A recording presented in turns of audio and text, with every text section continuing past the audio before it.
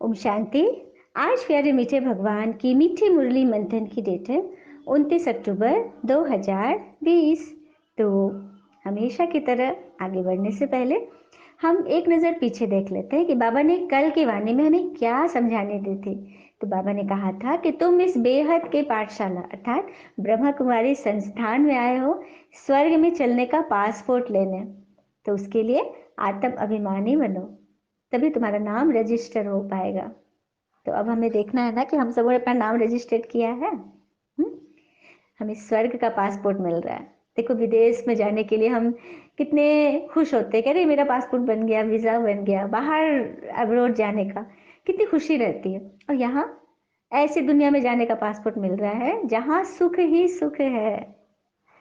प्रश्न था कि किन बच्चों को जब यह स्मृति नहीं रहती कि दुनिया जिसे पुकार रही है वो भगवान हमारे पास है, हमारे सम्मुख है, हमें पिता टीचर सदगुरु बनकर पढ़ा रहे हैं, फिर भी बच्चों की निश्चय नंबरवार है। हुँ? बाबा के का रिगार्ड नहीं रख पाते, रिगार्ड नहीं रखते अर्थात मुरली में अटेंशन नहीं है, पॉइंट्स को नोट नहीं करते। बाबा तो सब कुछ देख रहे हैं ना। ज्ञान रत्नों का व्यापार करना है, अच्छे अच्छे पॉइंट जो सुनाते हैं उसे नोट करना है, धारण करना, दूसरों को सुनाना है, सदा स्व और सर्व की उन्नति का ख्याल रखना है।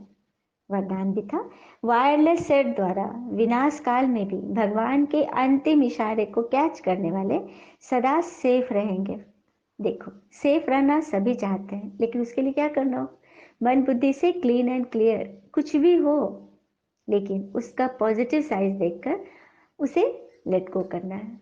क्योंकि मन में जहाँ नेगेटिव सोचेंगे कि फलाना मेरे का ध्यान नहीं देता, फलाना मेरे लिए सही नहीं है, फलाना ने ऐसा बोला, ऐसा क्यों नहीं बोला, तो बस मन बुद्धि वहां पे अटक गई। तो हम कैसे भगवान के अंतिम डायरेक्शन को कैसे कैच करेंगे यदि उसकी प्रैक्टिस अभी से नहीं करें तो? और स्लोगन भी था, योग को किनारे कर कर्म करना ही अलबेलापन है।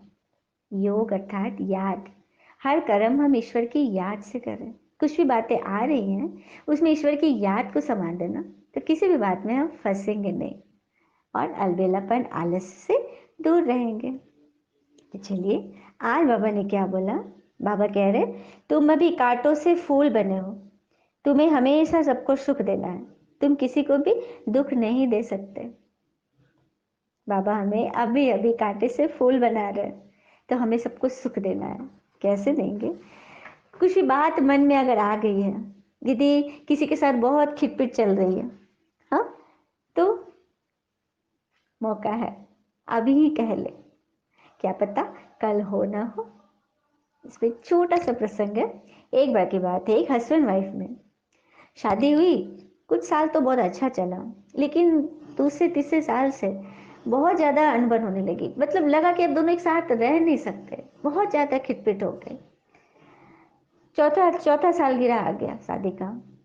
वाइफ ने कुछ इंस्पिरेशन कहीं से मिला होगा, तो उसको लगा कि आज तो मैं हस्बैंड से माफ़ी मांग लूँगी, सारे बातों के लिए अपनी गलती मान लूँगी, और मैं अपने रिश्ते को फिर से एक मतलब सही दिशा में, एक प्रेम स्नेह की डोर से उसे बांधूंगी, और मैं पहल करके मैं सब कुछ ठीक कर लूँगी। ये वाइफ के मन में आ गया। वो इंतज़ार कर रही थी कि शाम में हस्बैंड ऑफिस से आएंगे तो मैं सब कुछ बोल दूंगी। अचानक कॉल बेल बजा। भाई दोपहर का समय था, भाई बड़ी खुश, अरे आज तो ये जल्दी आ गया। और ने दरवाजा खोला तो सामने एक पुलिस को देखा। पुलिस के हाथ में एक वॉलेट था। पुलिस ने उसको वॉलेट दिया कि देखिए ये आपके पति के हैं। तो उसने देखा कि हाँ ये तो हस्बैंड का ही, उसमें उसका फोटो था और भी सब उसके सारे कागज, इम्पोर्टेंट पेपर्स थे और भी सब कुछ। वो पहचान गई कि हाँ हाँ मेरे हस्बैंड के। तो सॉरी, आपके हस्बैंड की रोड एक्सीडेंट में मृत्यु हो गई है, तो मैं शिनाख्त के लिए आया था। अब तो इसको काटो तो खून नहीं। अब तो वो इतना रोने लगी और कुछ नहीं, बस मन ही मन भगवान से ये कहते, भगवान मुझे एक मौका मिल जाता। उसने मुझे मुझसे गलती मांगने के लिए भी उसने मुझे मौका नहीं दिया, और बहुत रो रही थी, बहुत रोने लगी, इतना वो ग्लानि में पड़ रही थी ना कि बात मत पूछे। तो बिल्कुल वो घबरा रही थी। फिर पुलिस तो चली गई, लेकिन शाम जब हुआ तो फिर कॉल बिल बजा। तब एकदम डरते हुए, हिम्मत हारते हुए वो दरवाजे पे खोली, तो सामने देखते ही इसकी तो एकदम लगा कि चमत्कार हो गया, क्योंकि सामने उसका हस्बैंड खड़ा था। उसको देखकर ये जोर से उनको गले लगाई और इतना रोने लगी और सारी गलती मानी सब कुछ। और फिर रोते रोते उसने वो बात बताई, पर्स वाली बात। तो उसका हस्बैंड बोला कि अरे मैं तुम्हें फोन करना भूल गया था, आज मेरा पर्स किसी ने चोरी कर ली थी, पॉकेट मार लिया था मेरा। तो देखा किस तरह से यदि उसके हस्बैंड को कुछ हो जाता तो ये अपने आप को कभी माफ नहीं कर पाती। इसीलिए मन में कुछ बातें आ रही हैं, हाँ, कुछ हलचल है, तो उसे खत्म कर लो आज के आज। और किसी को भी दुख देने का तो ख्याल ही मत करो, सबको सुख देना है। प्रश्न है, अच्छे फर्स्ट क्लास पुरुषार्थी बच्चे कौन से बोल खुले दिल से बोलते हैं? तो बाबा हम तो पास विद ऑनर होकर दिखाएंगे, आप बेफिक्र हो। उनका रजिस्टर भी अच्छा होगा, उनके मुख से कभी भी यह बोल नहीं निकलेंगे कि अभी तो हम पुरुषार्थी हैं, पुरुषार्थ कर ऐसा महावीर बनना है जो माया जरा भी हिला न सके। बहुत सुंदर, मतलब फर्स्ट क्लास जो बाबा के बच्चे, उनके मुख से कभी ऐसा नहीं निकलेगा कि हम तो आपके जैसा नहीं बन सकते, हम तो पिता समान नहीं बन सकते, हम फॉलो फादर नहीं कर सकते। यदि आप में कुछ लगन नहीं होती तो बाबा आपको चुनते ही नहीं। यदि भगवान ने अपने बगिया का फूल बनाने के लिए आपको चुना है, तो आप कैसे ऐसा कर सकते हो कि हम तो अच्छे हैं ही नहीं, हमसे तो कुछ होगा ही नहीं, हम तो अभी पुरुषार्थी हैं, हम आपके इतना महान नहीं है। ऐसा नहीं बोलना है, बाबा ने सबको महावीर बनाने के लिए चुना है। तो हम अपनी चेकिंग कर रहे हैं ना, खुले दिल से अपने आप को माने कि हाँ, बाबा ने हमें चुना है। और कहते भी है ना, इंसान बाहर की चुनौतियों से नहीं, अंदर की कमजोरियों से ही हारता है, और उसी पर जीत बनाने के लिए तो भगवान आए हुए हैं। ओम शांति। फिर बाबा ने कहा कि देवताओं के जो पुजारी होते हैं वे ही स्वयं को निर्गुण विषय विकारी मानते हैं। सच बात है ना, हम अपनी आरतियों में क्या गाते हैं? हम नीच कपटी कामी विषय विकारी चरणों की धूल, तुम मालिक हम दास। तो बस कहने मात्र ही कह देते हैं, समझते इसका अर्थ कुछ भी नहीं है। तो देखा ड्रामा कितना वंडरफुल है। ऐसी बातें ही बाबा आकर समझाते हैं कि क्यों कहते हो ऐसा, तुम मेरे बच्चे हो। वह जिनका बाबा से पूरा लव है उनको बहुत कशिश होती है, परंतु आत्मा पिता से कैसे मिले? तो मिलन जब हो, जब साकार शरीर में आए तभी तो। सच बात है, आत्मा को परमात्मा से एक लव है, कशिश है, खींच है। लेकिन अब आत्मा परमात्मा से मिलेगी कैसे? जब साकार शरीर में आएंगे तब तो। तभी तो मधुबन में परमात्मा आज भी एक साकार तन का आधार लेकर आते हैं बच्चों से मिलन बनाने। बाकी निराकारी दुनिया में तो कशिश की बात ही नहीं, मतलब निराकारी परम धाम में तो कशिश की बात ही नहीं। परमात्मा और आत्मा दोनों सेम टू सेम एक साथ, माना प्रेम आदि की बात वहां है ही नहीं। वहां तो सदा प्रेम है, स्नेह है, खुशी है, शांति है, आनंद है, आत्मा के गुणों में सभी है। बाकी यहाँ इतनी कट चढ़ी हुई है जो याद के बगैर तो निकलेगी नहीं। मतलब आत्मा में इतनी कट चढ़ी हुई है जो याद के बगैर तो निकल ही नहीं सकती। तो तुम फूलों को तो खिलना यहाँ ही है ना, जिससे ही तुम जन्म जन्मांतर फूल बन जाते हो। तो सोचो तो कितनी खुशी होगी। कितनी खुशी होनी चाहिए ना कि हम कांटे से फूल बन रहे हैं, क्योंकि फूल हमेशा सुख देते हैं। उसको आत्माएं आंखों पे रखती है, उनसे खुशबू लेती है, उनका इत्र बनाती।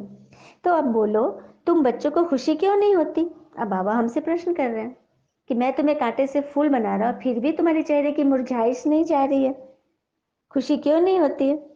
इस बात पर बाबा वंडर खाते हैं। सच बात है, कई आत्माओं के मन में अभी भी क्वेश्चंस आ ही जाते हैं, प्रश्न आ ही जाता है, हमेशा काल के लिए वो संतुष्ट हो ही नहीं सकते।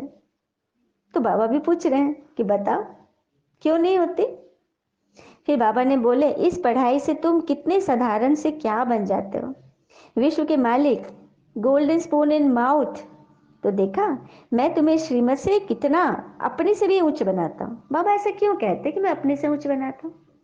क्योंकि बाबा को न विश्व की बादशाही चाहिए, न स्वर्ग का मालिक बनना है, कुछ भी नहीं चाहिए बाबा को, न संगम पर मालिक, कुछ नहीं। बाबा तो यहाँ सेवाधारी बनकर आए।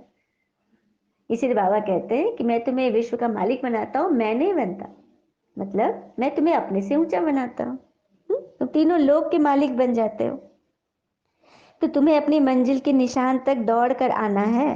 जैसे स्कूल में जब दौड़ होती है तो एक निशान बनाया जाता है कि वहां तक दौड़ कर छू कर आना है। तो ये बाबा कह रहे तुम्हें भी अपनी मंजिल की दौड़, मैंने जो निशान है वहां तक दौड़ी लगानी है। याद की यात्रा में दौड़ी लगाने से ही तुम फिर नंबर 1 में आ जाओगे। तो याद की यात्रा में हम जितना दौड़ी लगाएंगे, जितनी तेज दौड़ी लगाएंगे, उतना नंबर 1 में आएंगे। फिर बाबा ने आज खुद को युधिष्ठिर नाम दिए। बाबा ने अपने आप को युधिष्ठिर कहा कि मैं ही तुम्हें माया से युद्ध पर जीत पाने की युक्ति बताता हूँ, जिससे ही तुम पहले रुद्रमाला फिर रुंडमाला में आते हो। रुंडमाला अर्थात विष्णु की माला, और रुद्रमाला अभी शिव की माला अभी बन रही है, और रुंडमाला सत्युग में बनेगी। वहां माया की ताकत नहीं रहती जो तुम्हारी बेइज्जती करे। वहां की प्रकृति की भी ताकत नहीं होगी जो हिल सके तुम्हारी इच्छा के विरुद्ध, क्योंकि तुम ही तो महावीर महावीरनी बनते हो, जिनके मंदिर आदि बने हुए हैं। जो कि इतने चित्र थोड़े ना रख पाएंगे। इसी कारण मॉडल रूप में एक एक चित्र रखे जाते हैं। बाबा ने आज इसको भी क्लियर कर दिया, क्योंकि देवी देवता, ईश देवी देवता तो एक ही है ना। लक्ष्मी जी को, सरस्वती जी को, विष्णु जी को, कृष्ण जी को, हाँ राधा, पार्वती, हाँ शंकर जी, सभी एक एक है ना, दुर्गा माँ। तो बाबा कितने सुंदर इसको क्लियर किया ना कि तुम सभी ऐसे बन रहे हो। तो इतने चित्र, तुम सबके चित्र थोड़े ना मंदिर में रखेंगे, मतलब लाखों बच्चे हैं, तो एक एक मॉडल के रूप में रख दिया, क्योंकि ये तुम्हारा ही मॉडल है, क्योंकि तुम ऐसा बन गए हो। तुम ऐसा बने थे संगम पर, और तुम्हारी द्वापर से इतनी पूजा हुई थी, इसीलिए एक एक रूप रख दिया गया है। और हम सबको कितनी खुशी होनी चाहिए ना कि हमारा ये यादगार रूप है, एक एक रूप में, मॉडल रूप में। तो ही अपने सारे अवगुणों को अब निकालते जाओ। समझ गए ना कि तुम्हारा ही मॉडल है ये। तो सदैव हर्षित रहना है। तूफान तो आएंगे, क्योंकि वे आएंगे तभी तो महावीरनी की ताकत देखने में आए। अब किसी को तूफान ही नहीं आएगा तो वो कैसे अपना बचाव को मतलब दिखाएगा कि हम इतने तूफान में भी बच गए। हम तूफान का हमारे पर कुछ मतलब हमला नहीं हो पाया, हम मूर्छित नहीं हुए, कैसे पता चलेगा? पेपर आएगा तब तो उसमें पास या फेल होंगे ना। तो क्योंकि तुम जितना मजबूत हो बनते जाओगे ना, तूफान भी जोर से आएंगे। बाबा ने तो कह दिया है। फिर बाबा अपने सभी बच्चों को भागीरथ की संज्ञा दी। भाग्यशाली रथ, ब्रह्मा पिता के साथ तुम बच्चे भी भाग्यशाली हो। अच्छा, मीठे मीठे बच्चों प्रति भगवान की नमस्ते। हम बच्चों के भी प्यारे शिव पिता को नमस्ते। और बाबा दिल से सभी आत्माओं की तरफ से आपको very very very good morning. धारणा की मुख्य पॉइंट है, पहली, आत्मा की जंग निकालते जानी है। हाँ, कैसे निकालेंगे? याद की यात्रा से। बहुत बहुत लवली बनना है। सिर्फ बाबा से कशिश हो, आत्माओं से नहीं, देहधारियों से नहीं। दूसरी पॉइंट है, माया के तूफान से डरना नहीं है। महावीर बन अपने सारे अवगुणों को निकालते जाना है। सदा हर्षित रहना है, कभी भी हिलना नहीं है। चलिए हम सभी बाबा से वरदान लेते हैं। अपने अधिकार की शक्ति द्वारा त्रिमूर्ति रचना को सहयोगी बनाने वाले मास्टर रचता भव। अपने अधिकार की शक्ति द्वारा त्रिमूर्ति रचना को सहयोगी बनाने वाले मास्टर रचता भव। तो कैसे बनेंगे? त्रिमूर्ति शक्तियां मन, बुद्धि और संस्कार, यह आप मास्टर रचता की रचना है। आगे बात समझे? रचना अर्थात हमारी क्रिएशन। हम आत्माओं की क्रिएशन है, आत्मा का पार्ट है, सूक्ष्म पार्ट जो दिखाई नहीं दे रहा। मन, बुद्धि और संस्कार। मन का काम है सोचना, बुद्धि का काम है निर्णय देना, और संस्कार जो काम हम रिपीटेडली करते जाते हैं, नियमित रूप से करते हैं, वो हमारा संस्कार बनता है। तो ये तीनों चीज हो गई हम आत्मा की रचना। इन्हें अपने अधिकार की शक्ति से सहयोगी बनाओ। उनके सहयोगी मत बन जाओ कि मन कह रहा है कि नहीं हमें ऐसा बोलना है, हमें ऐसा सोचना है, और मेरा शरीर भी उसी दिशा में जा रहा है। बुद्धि एक गलत निर्णय ले रही है लेकिन हम उसी तरफ जा रहे हैं, मतलब उन्होंने हमको अपना सहयोगी बना लिया। नहीं, हमें आत्मा को, मन बुद्धि संस्कार को अपना सहयोगी बनाना, मतलब अपने अंडर में रखना है। जैसे राजा स्वयं कार्य नहीं करता, कराता है। करने वाले राज कारोबारी तो अलग अलग होते हैं, सच बात है। राजा तो सबको ऑर्डर करता है, तो आत्मा राजा है, उसे ऑर्डर करना है। मन फालतू चिल्लाते हैं, फुल स्टॉप लगाओ। निर्णय बुद्धि, तुम सही निर्णय करो, आत्मा उसको चेक करेगी। और संस्कार, बुरे संस्कार है, गलत संस्कार है, इधर उधर करने का, क्या क्यों करने का, उसको तुरंत में फुल स्टॉप लगाना है। आत्मा का काम है, आत्मा राजा है। तो आत्मा करावनहार है और करणहार, ये तीनों त्रिमूर्ति शक्तियां, मन बुद्धि संस्कार, ये तीनों करणहार है, वो हमारे कंट्रोल में होनी चाहिए, करावनहार के कंट्रोल में। तो बन गए ना हम मास्टर रचयिता। तो इस स्मृति से हम, वो शक्तियां हमारी सहयोगी बन जाएगी। स्लोगन है, अव्यक्त पालना का वरदान लेने के लिए स्पष्टवादी बनो। अव्यक्त पालना अर्थात ये शरीर भान से परे, व्यक्त भान से परे, अव्यक्त, क्योंकि परमात्मा अब साकार तन में तो आते हैं, लेकिन अव्यक्त रूप से, क्योंकि उन्होंने सारे कोर्स कंप्लीट करा दिया है। अब सिर्फ रिवीजन चल रही है, लास्ट समय, बस हमें प्रैक्टिस करना है, प्रैक्टिकल अब करा रहे हैं बाबा। तो जितना जितना हम अव्यक्त रूप से रहेंगे ना, मन बुद्धि एकदम क्लीन एंड क्लियर रहेगी, ये तीनों शक्तियां मन बुद्धि संस्कार हमारे कंट्रोल में रहेगी, तभी हम अव्यक्त पालना अव्यक्त रूप से परमात्मा से ले सकेंगे। उसके लिए स्पष्टवादी बनो, सच बोलो, आत्मा को, आत्मा के गुणों में रहो। कई आत्मा कहती है कि हम गलत को गलत, सही को सही कहते हैं। नहीं, हमें यहाँ गलत को भी सही समझना है, क्योंकि उस पर यदि क्वेश्चन कर ले तो फिर मेरा मन तो वहां फंस गया है ना। तो बस अव्यक्त रूप से आत्मा किसी पे क्वेश्चन नहीं कर सकती, हाँ शरीर करता है। यदि क्वेश्चन आ रहा है, इसका अर्थ है कि हम शरीर भान में हैं, तो परमात्मा से हम कोसों दूर हैं।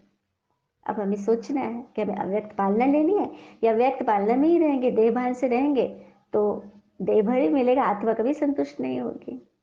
अच्छा, ओम शांति। शुक्रिया मीठे बाबा, वो बाबा के प्यारे प्यारे बच्चे।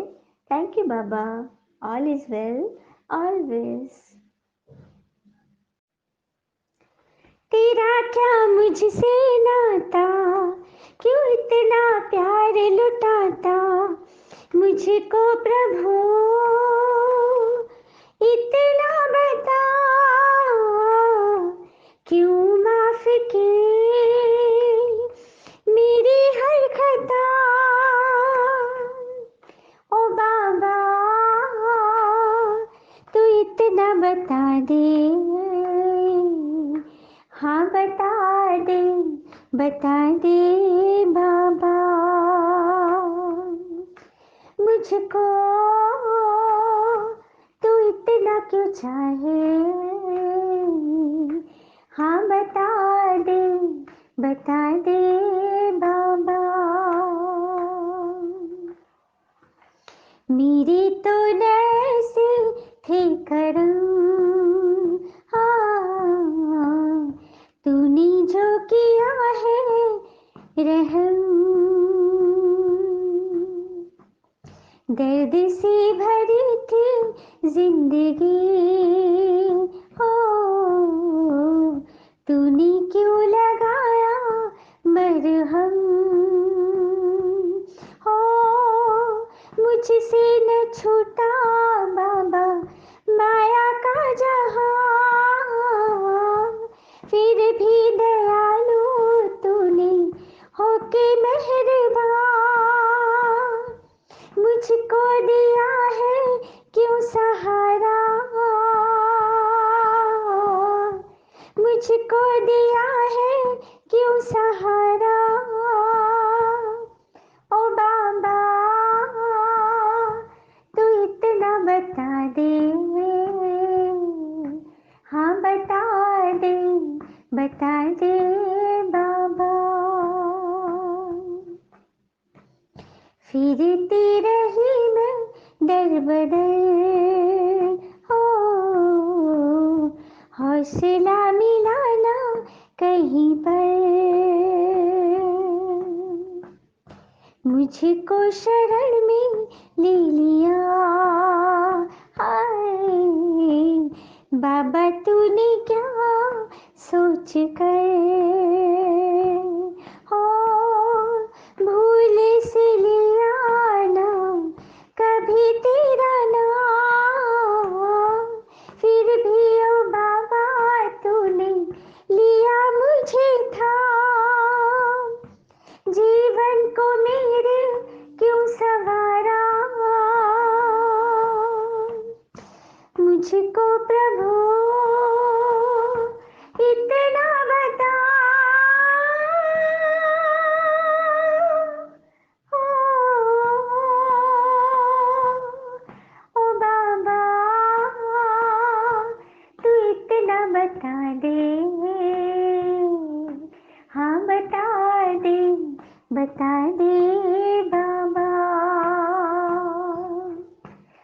मुझको तू इतना क्यों चाहे, हाँ दे बता दे बाबा। ओम शांति।